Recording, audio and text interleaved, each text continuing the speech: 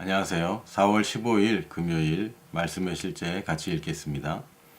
예수님께서는 더 많은 것을 행하기 위해 오셨습니다.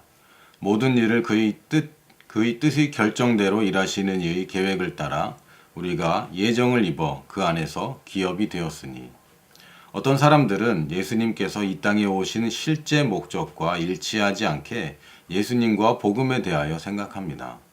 어떤 사람들이 보기에 예수님께서는 우리를 죄로부터 구원하시기 위해 오셨습니다. 그러나 그것은 예수님께서 오신 진짜 이유가 아닙니다.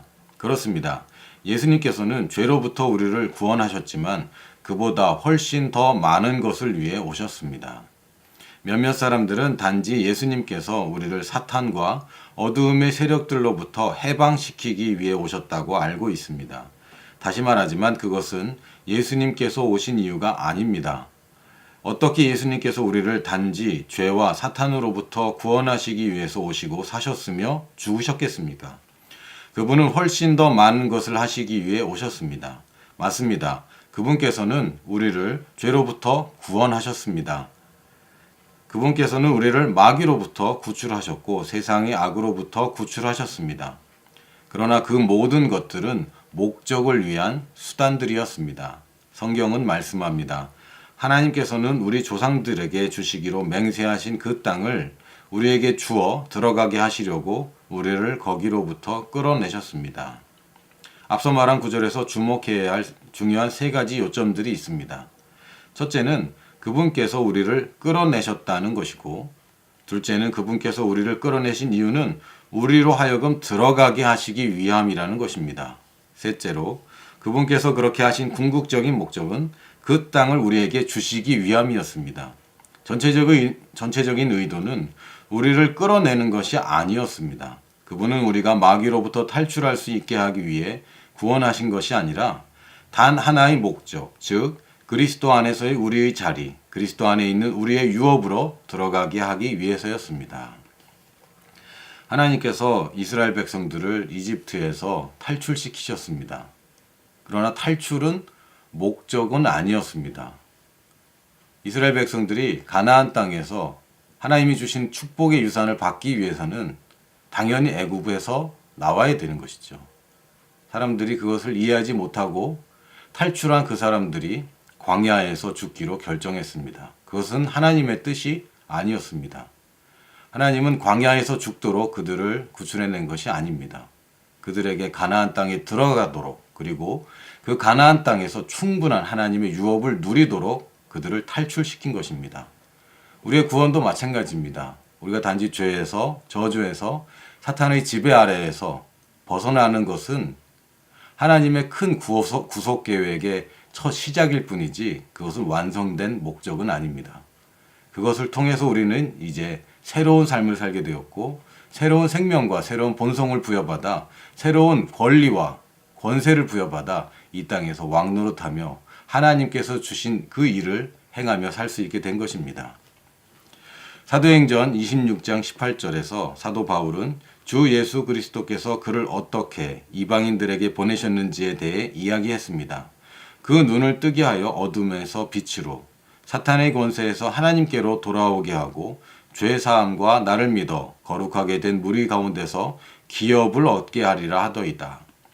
당신이 그리스도께 왔을 때 당신은 죄사함을 받거나 죄를 제거했을 뿐 아니라 유업을 상속받았습니다. 모든 일을 그의 뜻의 결정대로 일하시는 이 계획을 따라 우리가 예정을 입어 그 안에서 기업이 되었으니, 우리는 기업을 상속받아야 되는 것이 아니고 받을 것이 아니라 이미 상속받았고 우리가 그 안에서 기업이 되었습니다. 우리가 자녀를 낳고 키울 때 자녀를 낳는 것만이 목적이 아닙니다. 우리가 자녀를 낳는 것이 시작일 뿐이죠. 자녀를 낳았으면 우리가 잘 가르치고 도와줘서 우리의 자녀들이 부모의 유산을 받을 뿐만 아니라 유업을 물려받아 이 땅에서 정말 행복하고 아름다운 삶을 살도록 바라는 것이 부모의 마음입니다. 저도 자녀들이 있지만 저는 자녀들이 저처럼 되기만을 원치도 않습니다. 저보다 훨씬 아름답고 훨씬 훌륭한 일을 하며 훨씬 더 많은 축복 가운데, 유산들 가운데 아름답게 살기를 소원합니다. 하나님께서 저희들이 거듭나게 하셨을 때 그냥 태어나고 고통 가운데 사는 것은 하나님 뜻이 아닙니다. 하나님께서 주신 그 유업들을 물려받아 이 땅에서 충분하게 하나님의 뜻을 이루는 것이 하나님의 축복이며 계획입니다. 성경에 보면 에베소 11장 11절에 보니까 모든 일을 그의 뜻이 결정대로 일하시는, 이 말을 들으면 마치 하나님께서 우리의 의도와 또한 우리의 계획과 우리의 원하는 것과 상관없이 하나님의 의도대로 우리를 희생시키며 일하시는 것 같은 그런 뉘앙스를 우리가 받을 수 있습니다. 왜냐하면 이 세상에서는 그게 맞으니까요. 이 세상에서는 남을 위해서 희생하는 것이 보편적이지 않습니다. 그리고 우리가 지금까지 배워온 모든 시스템에서 신적 존재, 하나님이란 존재는 우리보다 훨씬 높으시고 모든 권리를, 능력을 가지고 계시며 우리에게 시키는 모든 바를 우리는 순종하고 지켜내야 된다고 배워왔습니다. 우리가 잊어버리면 안 되는 것이 있습니다. 그분이 우리를 사랑하십니다. 그분이 우리의 왕이시지만 또한 아버지이십니다. 아버지께서는 우리가 우리의 유업을 충분히 발견하고 그 유업을 하나님의 뜻을 따라, 아버지의 뜻이 무엇입니까? 자녀가 그 유업을 이어받아 더 크고 왕성하게 그 유업을 발휘하는 것입니다. 그 계획과 뜻을 따라 우리가 이 땅에서 기업이 되었습니다. 하나님의 뜻은 우리가 잘 되는 것이고 하나님께서 피값 주고 사신 우리의 삶이 아름답게 되는 것입니다. 우리 이 땅에서는 목자들이 양을 치되 그 양을 잡아먹습니다. 그것은 이 땅에서의 목자들입니다. 세상에서의 시스템이며 세상에서의 가치입니다. 그러나 예수님, 우리의 목자 되신 예수님은 양을 위해 목숨을 버리시는 목자입니다. 이 세상에는 없는 목자이고 우리 또한 이 세상에 속한 자가 아니라 그분의 발자취를 따라가는 자입니다. 그러므로 우리가 이해할 것은 하나님의 뜻대로 일하신다는 것은 우리가 잘 되도록 하나님께서 미리 정하신 그 계획 가운데 우리가 그 유업을 물려받아, 하나님의 언약을 물려받아 이 축복 가운데, 유업 가운데 살아가는 것입니다. 계속 읽겠습니다. 어떤 그리스도인도 파멸되거나 가난해서는 안 됩니다. 성경은 우리가 그리스도와 함께한 공동 상속자라고 말합니다. 어떤 그리스도인은 자신이 가난하고 곤궁하다고 말할지 모르지만 그것이 그를 가난하게 만든 것이 아닙니다. 그는 단지 그에게 속해 있는 것들에 대해 무지한 것뿐입니다. 하나님의 계획은 당신과 그리스도가 하나가 되게 하는 것입니다. 그것이 그분의 목적이며 그분께서는 이미 이루어 놓으셨습니다. 아멘. 갈라디아서 4장 1절에 보니까 유업을 물려받을 후사임에도 불구하고 어릴 때는 종과 같이 산다고 말합니다.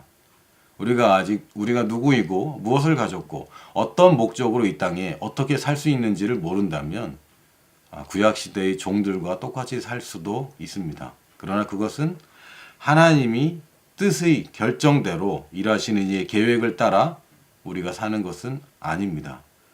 하나님의 계획과 뜻은 우리가 후사로서 이 땅의 유업을 물려받아 유업을 계속 유지할 뿐만 아니라 발전시키는 것입니다. 시편 112편 1절에 3절을 보면 여호와를 경외하는 자들에게 복을 주신다고 말씀하셨고 그냥 그 사람들에게만 복을 주시는 것이 아니라 후손이 땅에서 강성하고 부와 재물이 그의 집에 있을 것이라고 축복하셨습니다. 우리는 예수님의 후손입니다. 우리는 예수님의 공동 상속자가 되었습니다. 상속자는 노력이나 힘으로 되는 것이 아니라 타고나는 것입니다. 우리는 유산이 아니라 유업을 물려받았습니다. 유산은 한 번 받은 재산일 수 있지만 유업은 계속해서 발전하고 확장되고 계속 부를 창출합니다. 하나님께서 우리에게 유업을 주셨으므로 우리가 누구인지 알고 무엇을 할 수 있는지 또한 어떤 것이 우리의 삶의 목적인지를 분명하게 한다면 이 유업은 발전할 수밖에 없습니다. 단지 우리는 구원만 받은 것이 아니라 이 유업을 발전시키기 위해 이 땅에 살고 있습니다. 함께 고백하겠습니다. 예수님께서는 내가 생명을 얻되 풍성히 얻게 하시려고 오셨습니다. 나는 하나님의 생명의 참여한 자가 되었습니다. 하나님께서 나를 축복하셨습니다. 나의 인생은 하나님의 영광과 의의 표현이자 나타남이며 그분의 은혜와 사랑의 증거이고 그분의 완벽함의 드러남입니다. 할렐루야.